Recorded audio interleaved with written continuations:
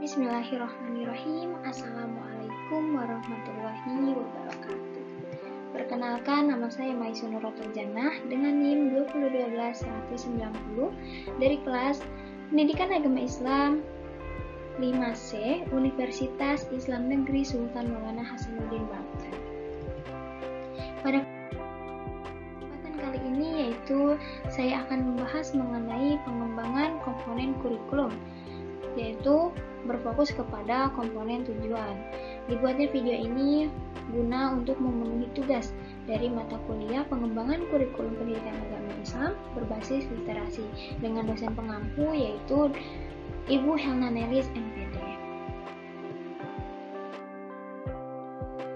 Selanjutnya yaitu mengenai pengembangan komponen kurikulum.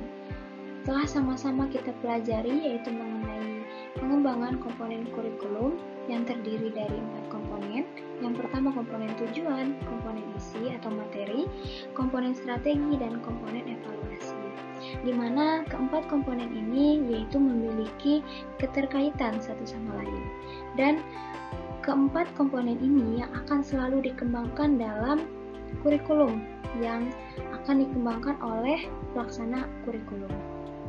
Namun pada saat ini yang akan saya bahas yaitu mengenai komponen yang pertama, yaitu komponen tujuan. Selanjutnya yaitu kita akan mengetahui terlebih dahulu mengenai tujuan kurikulum. Tercantum dalam Undang-Undang Nomor 20 Tahun 2003 Pasal 3 tentang Sistem Pendidikan Nasional. Di sana menjelaskan mengenai fungsi dan tujuan dari pendidikan nasional yang berbunyi yaitu pendidikan nasional berfungsi mengembangkan kemampuan dan membentuk watak serta peradaban bangsa yang bermartabat dalam rangka mencerdaskan kehidupan bangsa, bertujuan untuk berkembangnya potensi peserta didik agar menjadi manusia yang beriman dan bertakwa kepada Tuhan Yang Maha Esa, berakhlak mulia, sehat, berilmu, cakap, kreatif, mandiri, dan menjadi warga negara yang demokratis serta bertanggung jawab. Itu merupakan isi dari Undang-Undang Nomor 20 Tahun 2003 Pasal 3.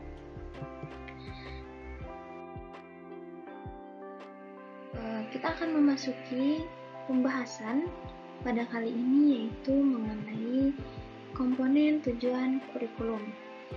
Komponen tujuan kurikulum ini merupakan salah satu komponen yang ada pada pengembangan komponen kurikulum.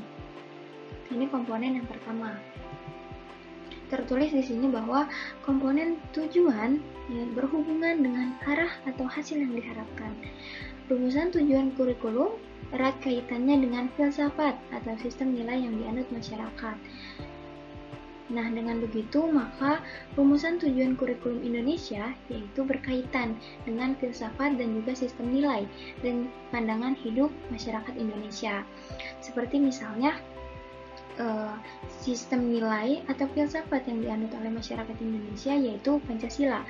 Maka tujuan yang diharapkan yaitu menciptakan masyarakat yang Pancasialis. Dan juga seperti contoh kita ambil dari tujuan pendidikan nasional Undang-Undang Nomor 20 Tahun 2003 Pasal 3, maka tujuan yang diharapkan yaitu mencerdaskan anak bangsa yang berakhlak mulia, yang mandiri, yang demokratis, dan juga bertanggung jawab.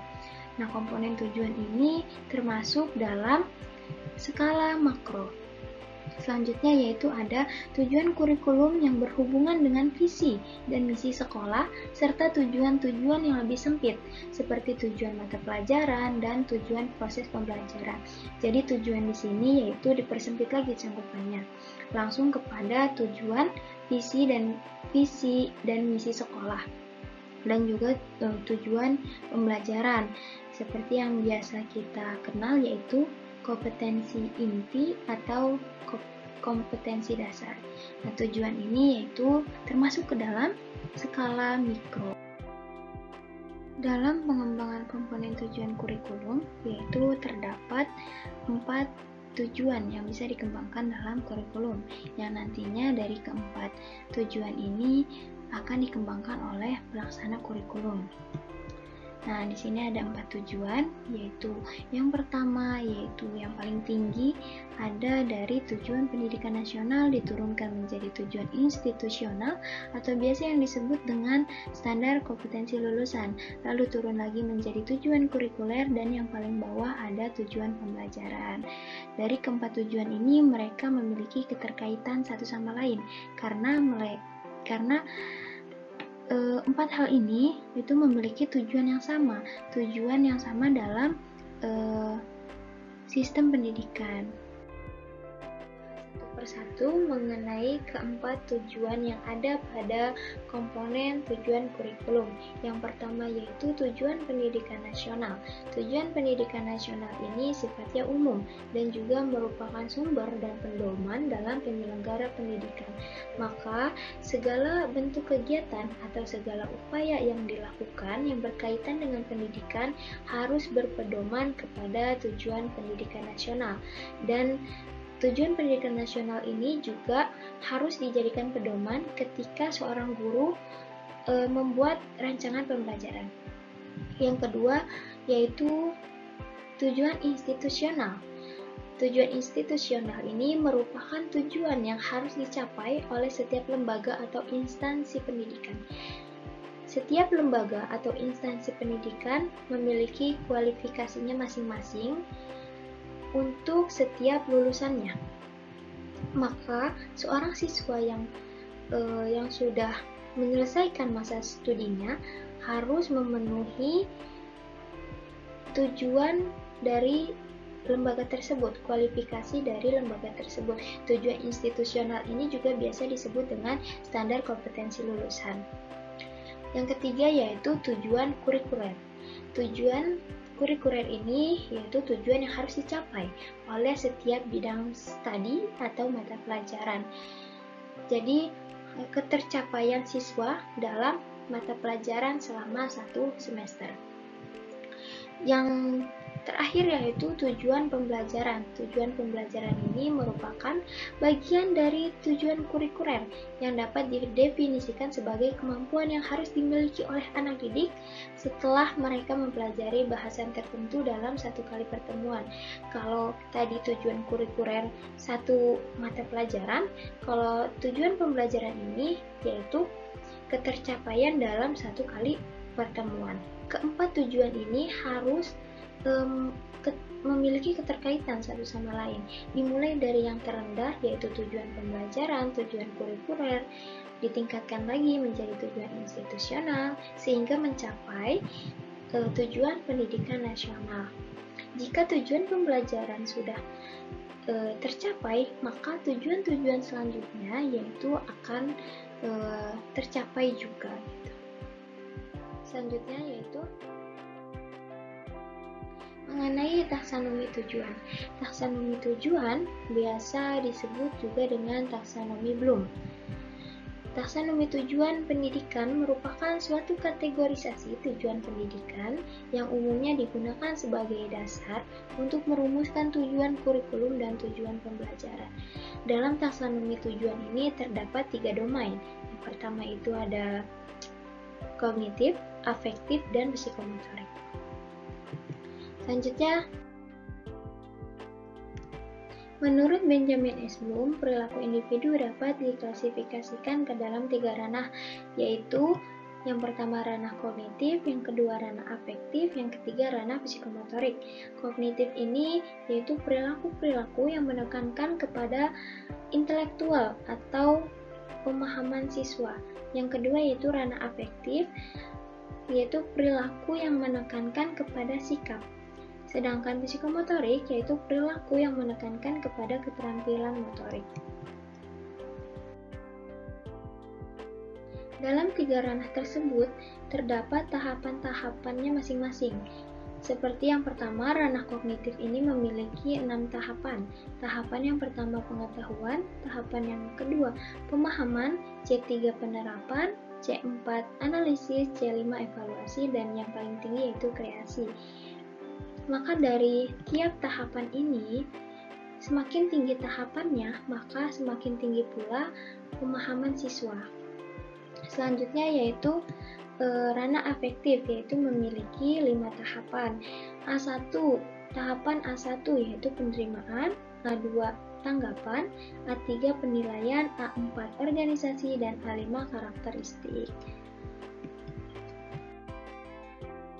Selanjutnya yaitu tahapan dalam ranah psikomotorik. Ada 5 juga, yaitu tahapan pertama P1 peniruan, P2 manipulasi, P3 presisi, P2 artikulasi, P1 naturalisasi. Maka dari tahapan ini, semakin tinggi tahapannya, maka semakin tinggi keterampilan siswa. Yaitu mengenai kata kerja operasional. Apa sih kata kerja operasional? Jadi, kata kerja operasional itu kata kerja yang kita gunakan ketika kita menyusun rancangan pembelajaran. Di sini terdapat kata kerja dari ranah kognitif. Ketika kita menyusun rancangan pembelajaran, diambil dari ranah kognitif C4, maka kata kerja yang kita gunakan yaitu menganalisis, mengaudit, memecahkan, mendeteksi, mendiagnosis, menyeleksi, dan sebagainya yang sudah tertera pada tabel. Selanjutnya yaitu kata kerja operasional pada ranah afektif. Nah, pada ranah afektif juga kata kerja yang digunakan tergantung apa yang akan kita ambil.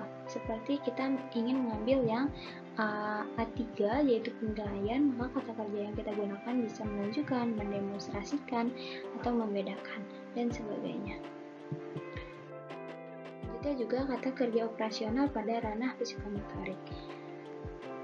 Ketika membuat rancangan pembelajaran pada ranah psikomotorik, yang kita ambil yaitu P5, maka kata kerja yang kita gunakan yaitu mengoperasikan, melakukan, mendesain, menentukan, dan sebagainya. Selanjutnya yaitu pengertian indikator pencapaian. Indikator pencapaian kompetensi adalah perilaku yang dapat diukur dan diobservasi untuk menunjukkan ketercapaian kompetensi dasar tertentu yang menjadi acuan penilaian mata pelajaran. Indikator pencapaian kompetensi dirumuskan dengan menggunakan kata kerja, yang tadi kata kerja operasional yang sudah kita bahas, yang dapat diukur, yang mencakup pengetahuan, sikap, dan keterampilan. Ini berarti indikator pencapaian kompetensi merupakan rumusan kemampuan yang harus dilakukan atau ditampilkan oleh siswa untuk menunjukkan ketercapaian kompetensi dasar. Nah, pada hakikatnya, indikator pencapaian ini merupakan turunan dari kompetensi dasar. Dengan demikian, indikator pencapaian kompetensi merupakan tolak ukur ketercapaian suatu KD. Jadi dari indikator pencapaian ini dapat diukur ketercapaian suatu kompetensi dasar. Yaitu ada fungsi indikator pencapaian. Indikator pencapaian ini memiliki fungsi, ya. Yang pertama yaitu sebagai pedoman bagi tenaga pendidik saat menyusun alat ukur pembelajaran. Yang kedua yaitu sebagai alat petunjuk akan adanya perubahan di dalam suatu kegiatan atau kegiatan tertentu. Yang ketiga yaitu sebagai pedoman untuk merencanakan dan melaksanakan segala sesuatu yang berhubungan dengan kegiatan pembelajaran. Yang keempat yaitu sebagai pedoman saat hendak mengembangkan kegiatan pembelajaran berdasarkan karakteristik, potensi, kebutuhan, dan lingkungan. Yang terakhir yaitu sebagai pedoman untuk memberikan penilaian terhadap hasil kegiatan belajar mengajar. Selanjutnya, dalam merumuskan indikator pencapaian, ada beberapa hal yang perlu diperhatikan, yaitu yang pertama, indikator ini dirumuskan dari kompetensi dasar. Yang kedua, menggunakan kata kerja operasional yang dapat diukur. Yang ketiga, yaitu indikator dirumuskan dalam kalimat yang simpel dan jelas. Yang keempat, tidak menggunakan kata yang bermakna ganda. Yang kelima yaitu mengandung satu tindakan atau satu materi, tidak lebih dari satu materi. Lalu yang terakhir yaitu memperhatikan karakteristik mata pelajaran, kebutuhan siswa, sekolah, dan juga masyarakat. Selanjutnya yaitu langkah-langkah merumuskan indikator pencapaian. Yang pertama, ketika ingin merumuskan indikator pencapaian, maka yang harus kita lakukan yaitu memahami kompetensi dasar yang akan kita gunakan. Ketika kompetensi dasar sudah kita pahami, maka selanjutnya yaitu kita membuat uraian dari kompetensi dasar tersebut. Selanjutnya yaitu menyusun spektrum yang harus dikuasai. Lalu, menyusun indikator berjenjang, terus selanjutnya yaitu menjadikan indikator sebagai tindak lanjut pembelajaran. Ketika indikator ini sudah ditentukan, maka jadikanlah indikator ini sebagai tindak lanjut dalam proses pembelajaran. Selanjutnya yaitu konsisten pada kompetensi bukan angka.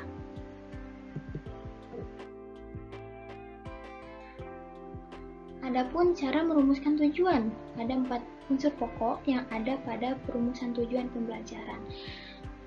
Dalam 4 unsur ini disingkat menjadi ABCD. Yang pertama yaitu audience atau siswa. Yang kedua, behavior. Yang ketiga yaitu condition atau kondisi. Dan yang terakhir, degree atau perbedaan. Contoh di sini ada, dengan mengamati gambar, siswa bisa membedakan antara gambar komik dan yang bukan gambar komik dengan benar. Dalam contoh tersebut, kita bisa mengambil kesimpulan bahwa di sini dengan mengamati gambar itu termasuk ke dalam unsur condition, karena di situ unsur kondisi dengan mengamati gambar.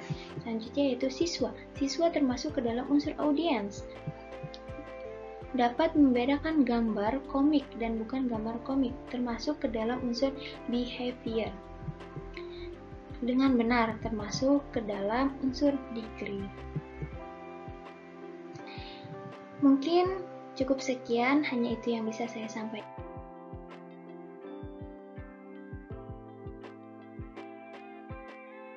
Kurang lebihnya mohon maaf.